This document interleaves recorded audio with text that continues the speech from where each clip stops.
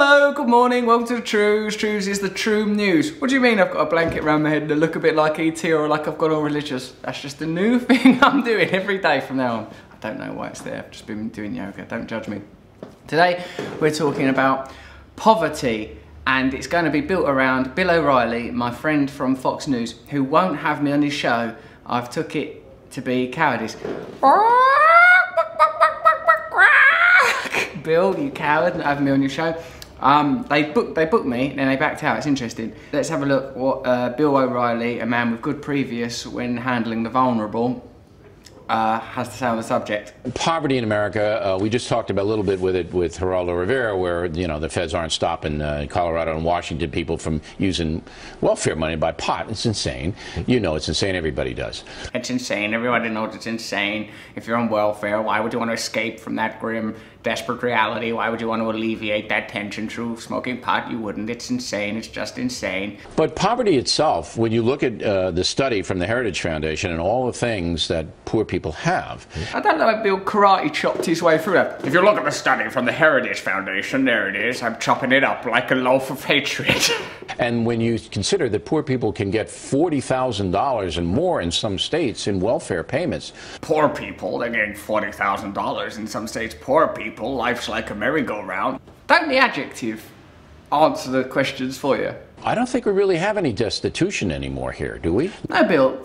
There's no destitution anywhere in America. The US now has the third worst poverty rate among developed nations. Look, I think that poor people in America are trapped in a welfare web. You are surrounded by goodies that are put onto you. But I'm in a welfare web. I'm trapped by all these goodies. I've been on welfare. It wasn't a web.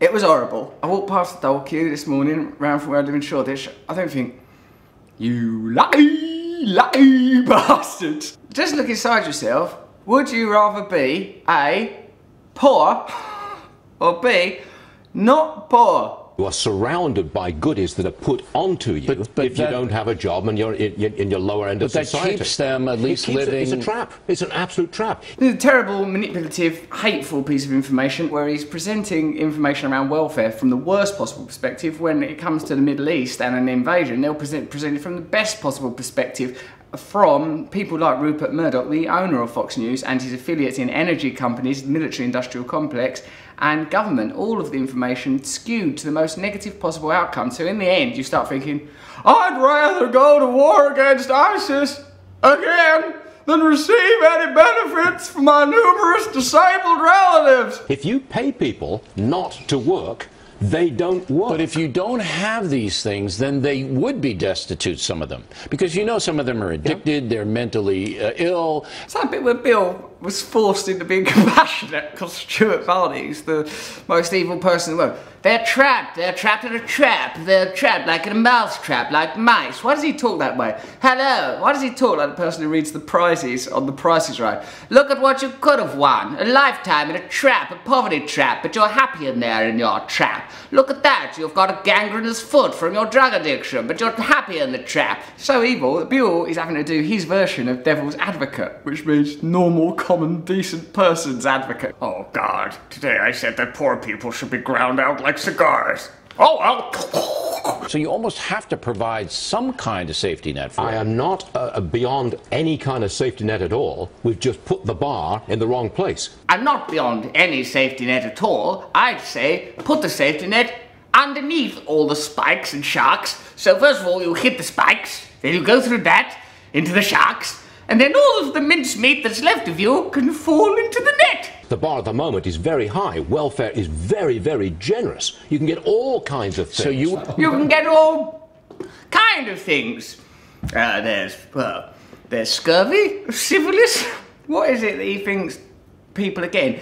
You can imagine old Stuart Varney. Surely, Stuart, if like a member of your family was destitute and poor, you'd want them to be taken care of, wouldn't you? You make sure you get things right, but just simply lower the level of welfare. It sounds harsh, but what is more harsh, I think, is to keep people in a gilded cage. It ain't gilded. Gilded is a nice thing. Oh, look at that. We've got your cage. Yeah.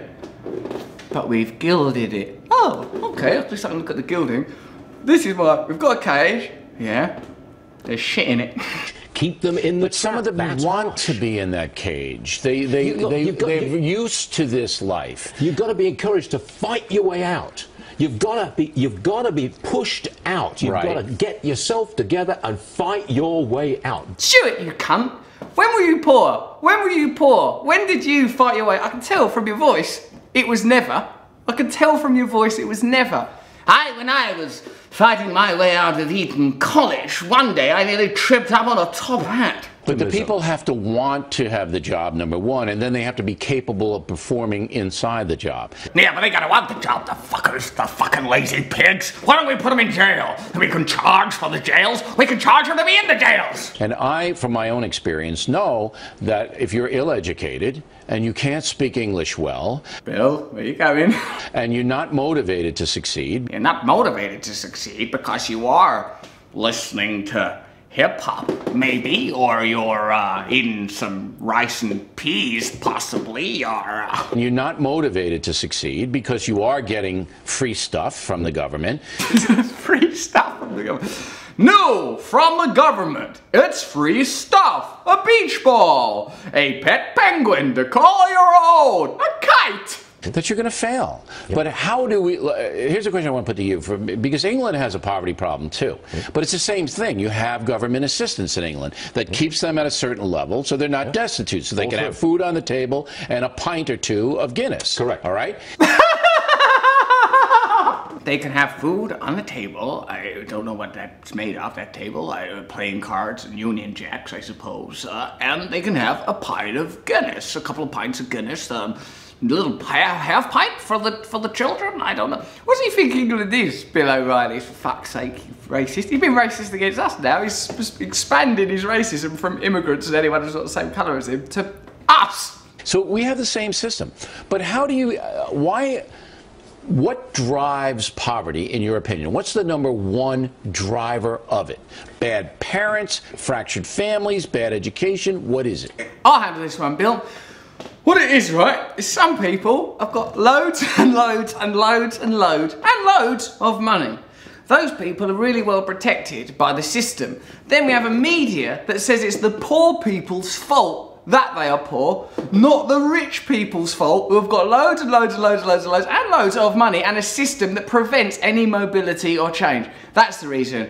Stuart's probably about to say something similar. What is it? It's a culture of poverty. It's the culture of poverty. Of course it is. A culture of dependency. That's what I think is clearly wrong here. Here are some facts and some information. According to the US Census Bureau, poverty is a family of 4, 2 adults, 2 children under 18 that earn less than 23 grand a year. Fucking hell, that's terrible. That's really, really poor. I think you could put people lower than that. 50 million Americans and 30 million children are growing up in poverty. That's 1 in 5 children growing up in poverty. That's too many, surely. And that's with that already painfully low barrier that we just saw. Children living in poverty have a high number of absenteeism or leave school altogether because they're more likely to have to work or care for family members. No, they don't. They're at home with their treats, their trinkets, their toys and free stuff from the government.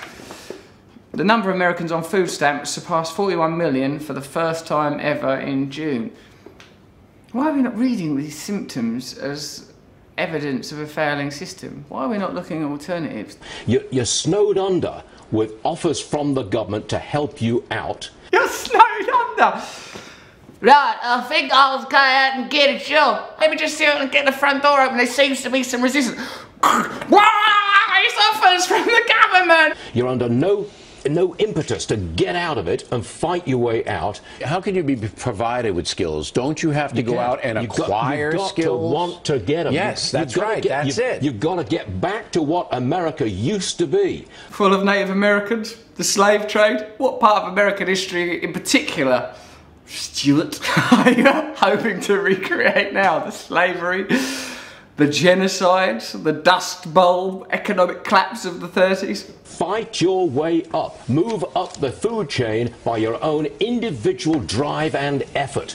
Once again, Stuart Hall there indicatively used the phrase food chain, which is a reference to a concept called social Darwinism, where some of the principles found in Darwinism, the evolutionary theory, were applied to economics, ignoring the fact that throughout Darwinism there's talk of cooperation, altruism, the way the species cooperate in order to survive. This selective social Darwinism is to advance a political and economic idea that individual supremacy is what's important, that we have no social culpability, because them lot will look after each other. I know they will. I've seen it. What they're resistant to doing is looking after the rest of us. That's why they use propaganda and lies like this and blame the most vulnerable members of society instead of reaching out a helping hand, which all of us know is the answer. Rekindle that somehow or other. All right. Do that and you're okay. Rekindle that. Is that the solution to it? Rekindle it and somehow or other. You've not got no ideas at all. You come on my TV set and your end point is rekindle it somehow or another just to justify letting people be poor and condemning people for being poor. 40%, here's some actual facts, some true news. 40% of children living in poverty aren't prepared for primary schooling. So right at the beginning of life, you've got people that are disadvantaged outsiders. Children that live below the poverty line are 1.3 times more likely to have developmental delays or learning disabilities, further endorsement of that. By the end of 4th grade, African American, Hispanic and low-income students are already 2 years behind grade level. By the time they reach 12th grade, they're 4 years behind. The nation's lowest performing high schools produce 58% of all African American dropouts and 50% of all Hispanic dropouts. So this is a kind of, when he talks about a return to the old days of America, they're already at the old days of America where certain strata of society are disadvantaged and live in poverty and are chewed up human garbage. There's no need to return to the past. We're already plummeting towards the past. Here's a practical suggestion to address this trend. Instead of spending money bombing people again in the Middle East, the same way that we created the problems that we're there now trying to solve by bombing, spend that $500 million on creating social enterprises, work opportunities, training, education for people that are poor. A lateral, horizontal, fairer society. I'm sure there'll be hierarchies, I'm sure there'll be a degree of difference, but not this galling difference that we're facing now that's completely unnecessary, completely unfair, and it isn't the fault of the poor, it's the fault of the rich. That is the Trews.